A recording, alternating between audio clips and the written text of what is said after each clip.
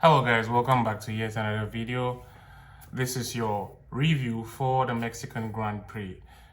Sorry this video is coming late, but you know what? I said I have to put this video out. Better late than never.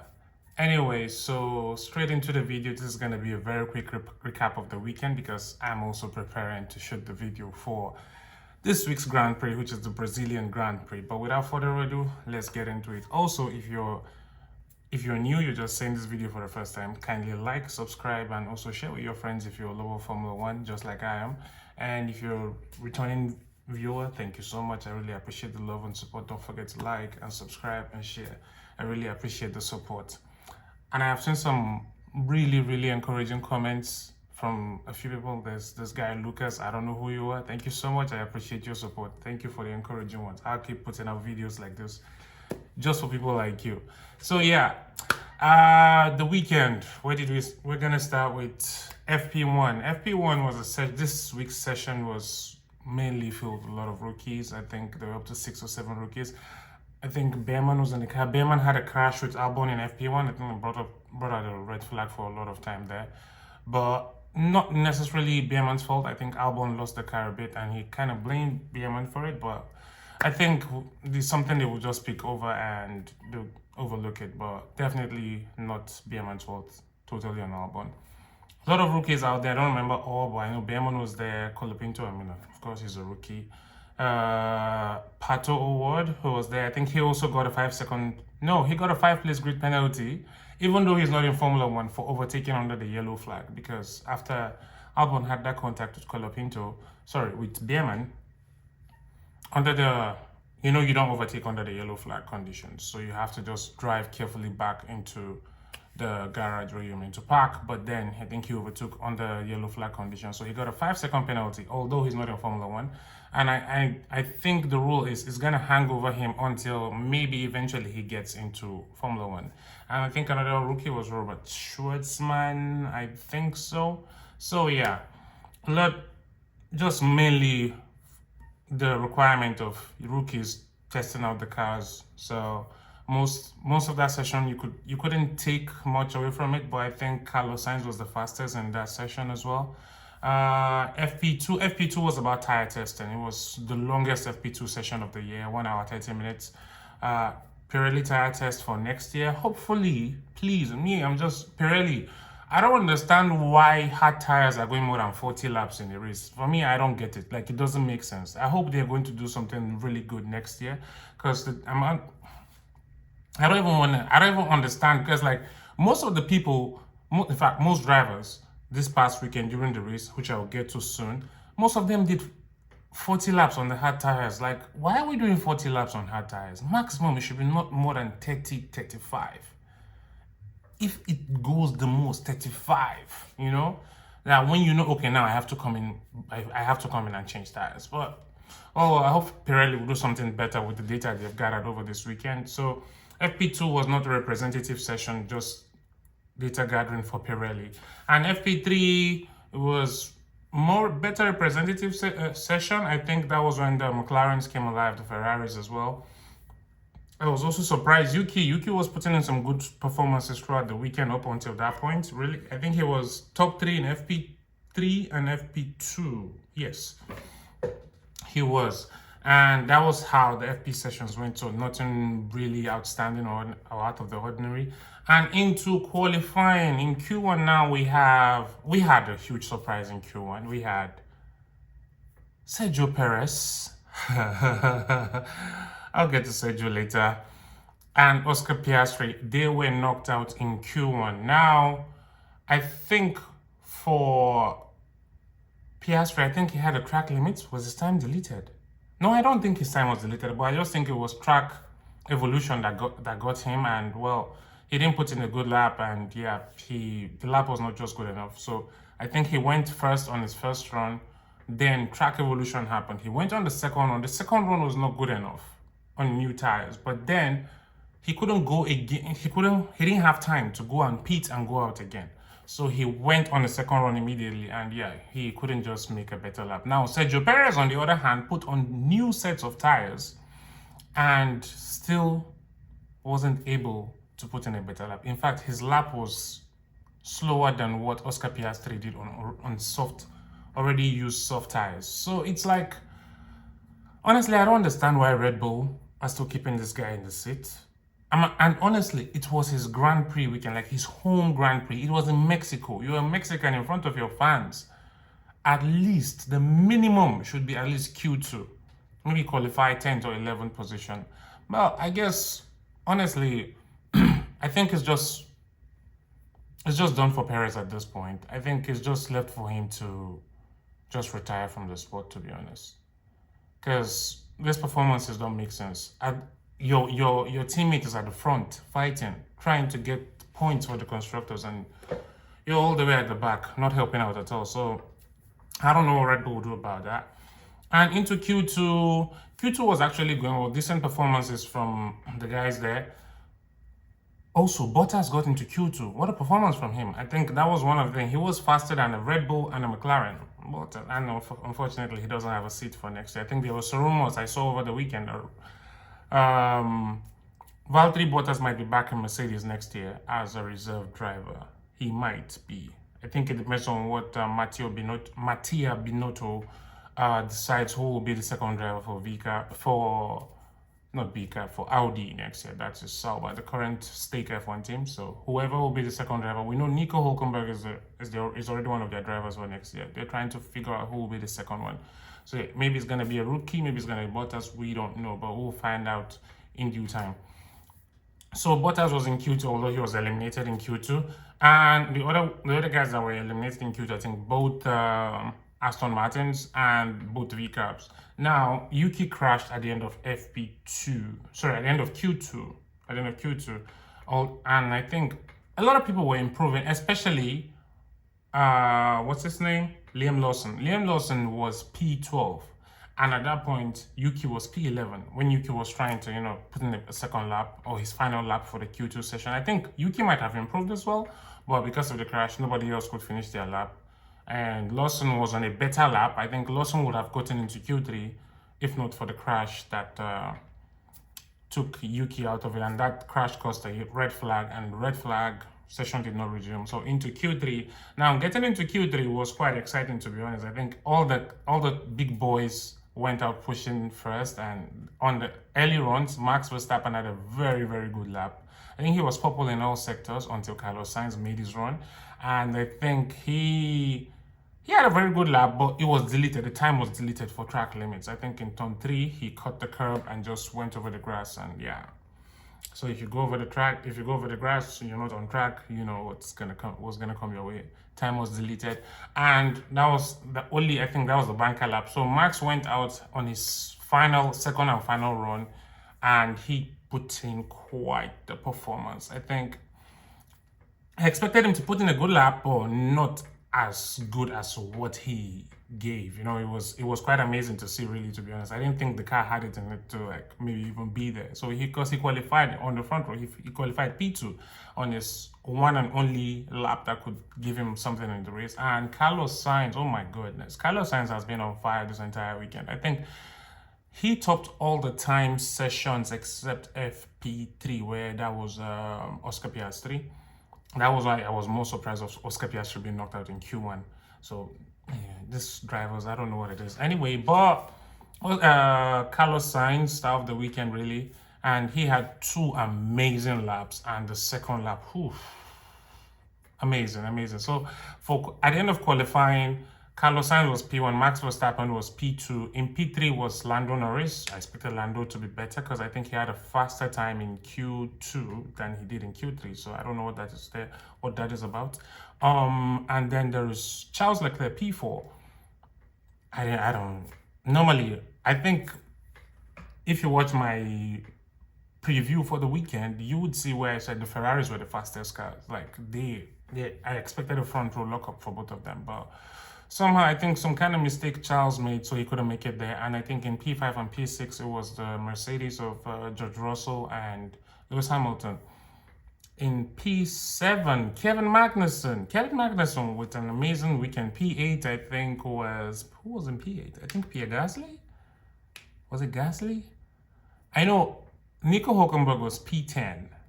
Yes, Pierre Gasly was P8 and Alex Albon was P9. So everything was going well, like for especially for Haas this weekend, man. I have to give it up to Ayo Komatsu, taking over from oh God, Gunther Steiner. I'll make a video about Gunther Steiner at the end of the season. But taking over from Gunther Steiner in one season and just taking this team forward in leaps and bounds is just amazing. I think currently they're P6 in the Constructors' Championship. I don't think they have a hope to catch Aston Martin, except if something ridiculous happens. Maybe a safety car at a late time and one of the houses up in the points or whatever. But yeah. And I think that was that for qualifying. Now into the race, as I told you, forgive me, this is going to be a very quick recap because I'm already late posting this video. I think by this time, everyone might have consumed all this, like all the recaps out there for the weekend. So I'm just trying to rush through this. Lap 1, well, I tweeted about it. I think I said at the end of, given when Max Verstappen qualified, by the end of lap 1, he was going to be leading the race. Because I think in the last 4 races in Mexico, where Max was either P1, P2, or P3, he has always led into turn 1. That guy just times it. I mean, he's a very aggressive driver anyway. If he doesn't do it, who will? So Max led into turn 1, although there was a safety car immediately because there was a contact between Yuki Tsunoda, Alex Albon. Both of them were out of the race. I think it was an unfortunate racing incident, to be honest. But I think these are the things that happen on tracks like this, where turn 1 is very tricky and everybody wants to try and get in there and gain a position, you know, before the main racing itself starts. So yeah, Yuki had a very good launch actually. I think if he wasn't tagged by Albon, I think he might have been up to maybe P8 or P9 by the time they got into turn 1. So, but it's unfortunate a safety car was deployed to take the cars off track. But I think safety car was out up until lap 5, and then race restart. Max Verstappen was P1, Carlos Sainz P2, Lando Norris P3, and Charles Leclerc P4. Now getting into that, I think after the first lap of lead, I think by lap 6, Carlos Sainz went for a magnificent dive bomb. And you know what's crazy? Down that street, I don't understand why Max Verstappen didn't defend Carlos Sainz. I don't know. It was just weird for me. I'm like, wait, is it that Max is not seeing this guy trying to make this move? Like, what's going on here? You know? It was kind of weird, but then Max kind of let him, like, I don't know, he didn't defend. And Sainz just went for it and he got the position. Now, that was in turn 1 of the next lap after the safety car. Lap 2 after the safety car, because he used DRS to, it was a DRS move. So getting into turn 4 of the same lap, now this was the lap after the safety car, had like 1 lap after the restart return when there was DRS. Lando, after seeing Carlos make that move, Lando went for an audacious move at turn 4. Now, I know a lot of people have watched the race, and at this point, Max Verstappen has been given a 10-second penalty for that incident. But for me, I felt like Lando was never going to make that corner. Like, yes, you say Max pushed Lando off track, but Lando was never making, there was no space, there was no world in which Lando was making that corner. But I think Lando is just trying to give Max a piece of his own medicine, you know? And somehow the FIA stewards found that, okay, maybe Max is guilty this time for forcing the driver off track. But for me, I felt like Lando should have handed the position back to Max because he didn't overtake him on track. Although some people were saying at the apex, Lando was in front. But I felt like they were side to side, you know. But you know what? All these things are in the past right now. We can't dwell on it for so long. I wish this was, if I put this video earlier, I think I would have gone longer into this. And going into turn 7, turn 8, because Lando overtook off track, gave the position back to Carlos. Carlos went back in the lead, but he didn't allow Max to come through. Now, he maintained that position and didn't give it back. Now, I think Max didn't think about this next part because he went for a ridiculous dive bomb in turn 7, turn 8. I am telling you, if Lando did not dodge that, I am pretty sure both of them would have been out of the race at that point. But somehow, miraculously, I think Lando just let Max through. But then Max overtaking him like that, went off track. And, well, he gained an advantage. Like, he didn't give him the position back. So Max got another 10-second penalty for that. For me now, I think the problem is, back in the US last week, the week before, sorry, nobody got a 10-second penalty. Everybody got a 5-second penalty. Because, like, you're giving someone, and this was the first time I was ever seen in a race where someone was giving 2 penalties on 1 lap. Like, for actions that happen on 1 lap. I thought it was so harsh. At least if you're going to give a penalty, I would say 10-second penalty for that stupid dive that Max did. But for me, the first one was not forcing a driver off the track and forcing the driver, no. Because Lando was never going to make that corner. He knew what he was doing right there. But then somehow I think also it might be that the pressure is getting to the FIA stewards at this point, because I think the news, Max has been in the news. I think what happened in Austin has really pushed, it has pushed the pressure onto the FIA stewards. Honestly, I think in a way they're just folding and trying to protect themselves at this point, because I honestly don't understand why they would give a 10-second penalty for that. But it's Formula One.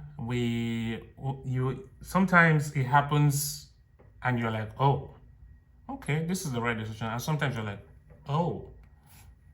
So yeah, and this past weekend was like one of those, because if I remember correctly, Perez did the same thing Max did to Lando. Sorry, Perez did the same thing Max did to Lando on Liam Lawson. But there was no penalty for that. You know? So I'm like, what's the consistency here? And also the 5-second, 10-second thing. I mean, we should not focus on this. This is a recap of the weekend. I'm sure you already watched the race and you have made the decision for yourself. But honestly, tell me what you think in the comment section. Did you think that was deserving of a 20-second penalty? I don't think 20-second. I think even when George was told that, hey, Max has gotten a 20-second penalty, time penalty, he was like, wow. That was all George said, wow. When Colapinto was told on the radio, Max got a 20-second penalty, he was like, 20 seconds?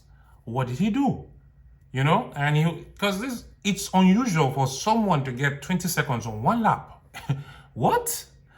But anyway, it's one of those FIA, so anyway, it's one of those things. And also, down into the race also, you have Liam Lawson battling it out with Sergio Perez. Now, I know these two guys are fighting for their seats in F1, for a chance in F1 next year, especially Sergio Perez is trying to protect his seat. And Liam Lawson is being understudied right now. I mean, he's being studied for a potentially being in the seat next year for Red Bull. Now, these two guys came close to battling. In fact, they will be battled because they had a contact. And I think because of the contact they had,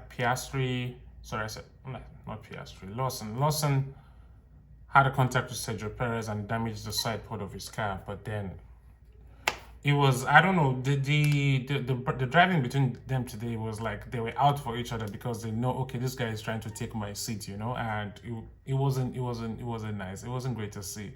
And then there was a point in the race where Lawson just trying to overtake, he was overtaking Perez and he gave him the middle finger. I'm like, that was not necessary. You already overtaking the guy. What was the middle finger for? You know, but I guess you could say adrenaline rush, because I have heard people in Formula One that you would think are very level-headed guys. When they are in that car, they say a lot of crazy stuff. And yeah, but it is what it is. Now, George and Lewis as well. I don't understand what is wrong with that Mercedes car, to be honest. I think for some reason, George was on the old spec car, on the old spec of the Mercedes, which they use in Singapore, and Lewis was on the new spec. Now, at the beginning of the race, George overtook Lewis and actually gave him a decent gap. But then going down into the race, far a bit, let's say close to the end of the race, maybe, let's say 15 laps or 10 laps to the end of the race, Lewis was actually closing in on George. Now, I feel like Lewis spent so much time behind George. I don't know why. Maybe he didn't want to race him too hard because of his teammate and just wanted to get a smart move done. Yeah, it could have been that, but also I don't know what's wrong with that Mercedes.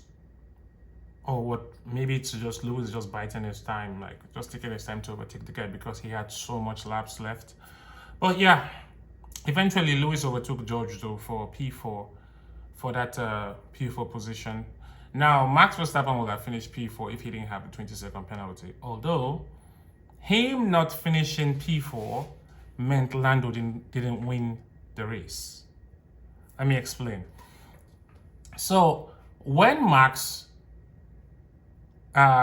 did that dive bomb and let's say Lando dodged, Charles Leclerc went through. So Charles that was in fourth was now up to P2. Now there was Max and Lando in P3 and P4. Max staying out and maintaining that advantage he got meant the Ferraris pulled away. And I think Carlos had like 5 seconds, 6 second lead in front of Charles, and then Charles had like a 4 or 5 second gap between him and Max. So by the time Max was pitting to serve his penalty, the Ferraris were already too far away. And I think him doing that is what gave Ferrari the win. Because by the time Lando put on those hard tires, I don't know what is wrong with that. Honestly, I don't know how those McLarens are doing it. Because there was a time, this was like late into the race, everybody started complaining, oh, my hard tires are falling off and all of that. Lando was setting fastest laps continuously on the... I'm like, how? How is that McLaren setting fastest laps again at this rate? It doesn't make sense. Honestly, that car is good. I don't know what they have in that car, but honestly, it was just amazing to see. I didn't expect them at least to be setting the fastest lap at that point. Because, what's his name? Liam had pitted to go on mediums. Liam was on mediums in the VCAP and he set the fastest lap, and just to see Lando get the fastest lap and set another fastest lap because he did it twice. I think even what's his name? Charles had to pit at the end because there was enough space between him and the Mercedes for them to pit and get the fastest lap so they can take away that constructor's point from McLaren. It was amazing to see. That car is really fast. And if Max did not do that, Lando would have easily won the race. And him taking the 20-second penalty and preventing Lando from winning that race meant he maintained a good gap to, I mean, not like a good gap, because Lando took 10 points off his championship lead. But if he let Lando to like go through and like have won the race without doing what he did, he will have finished P4 and Lando will have finished P1, and the gap will be 13 points different. So, and I don't think it will have been just 13 points because honestly, with the 10-second penalty he got for one of those moves, it will have been more, you know? But it's one of those. And also Haas, honestly, as I mentioned Haas earlier, very happy for them. Both of them were in the points. They are putting that gap now on the VCAP team. Now, VCAP had a very competitive package. Honestly, I felt for them this weekend because not aside Yuki crashing in the qualifying section, he also crashed in the race. Now they were in a good position to actually gain points, like in P11 and P12. They could have gone far in the race and maybe done something, maybe get a P9 or a P10 or a P8, you know, maybe challenge the Haas at the, or even not even the Haas, Gasly, because Gasly got a point for Alpine. I mean, congrats to Alpine as well. I think they haven't gotten a point in a while, so P10 was not bad for them. And honestly, I just feel for them. Like this weekend has not been it. And I think Liam as well. Liam is misbehaving because, and it's not like he's misbehaving. It's more like there's pressure, you know, and he's trying to prove himself. And the moves he's been pulling off lately, I think what Sergio Perez said after the race is maybe in a way it's true, but I don't think Formula One drivers are there for like to respect anyone when they're on track, really. They're just there to make sure they're in the seat for next year.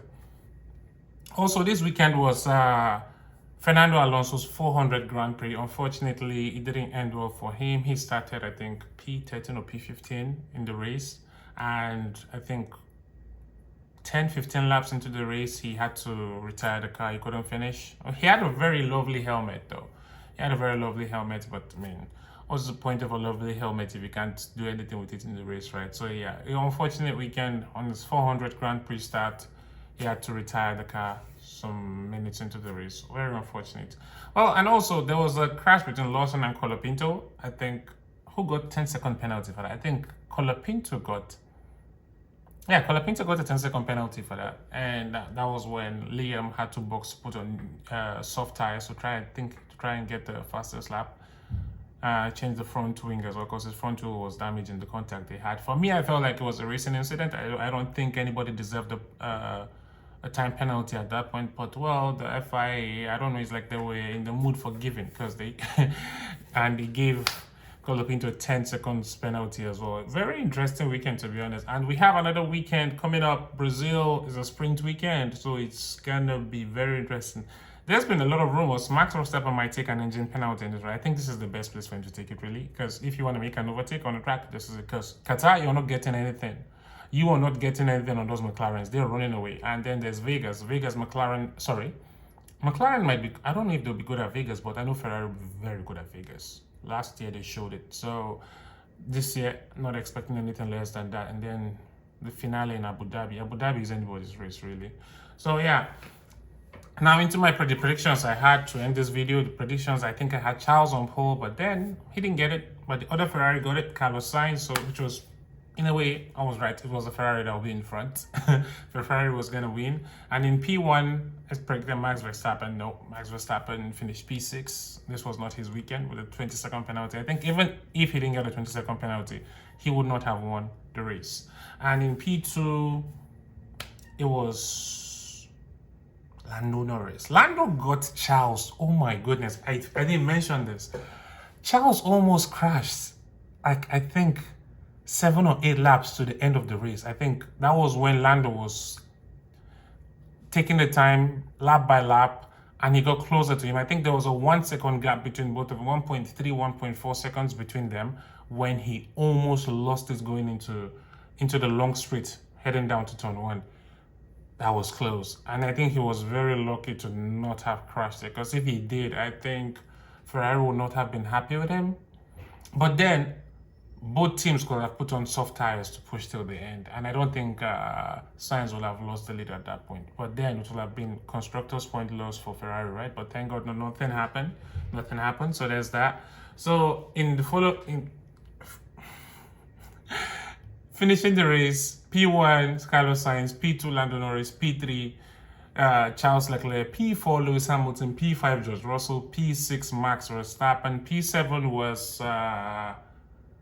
Kevin Magnussen, P8 was Oscar Piastri, P9, Nico Hülkenberg, P10, Pierre Gasly, and that was how the race ended. Anyway, if you're still here, thank you so much for watching, and I'll see you in the next one, which will be tomorrow, and I think I'll put a video up before the end of the weekend for sure because it's a weekend, it's a race, sprint weekend, and yeah, it's Brazil. Last year we had an amazing race here, so let's see what we're gonna get this year. Or do you think the constructors' point?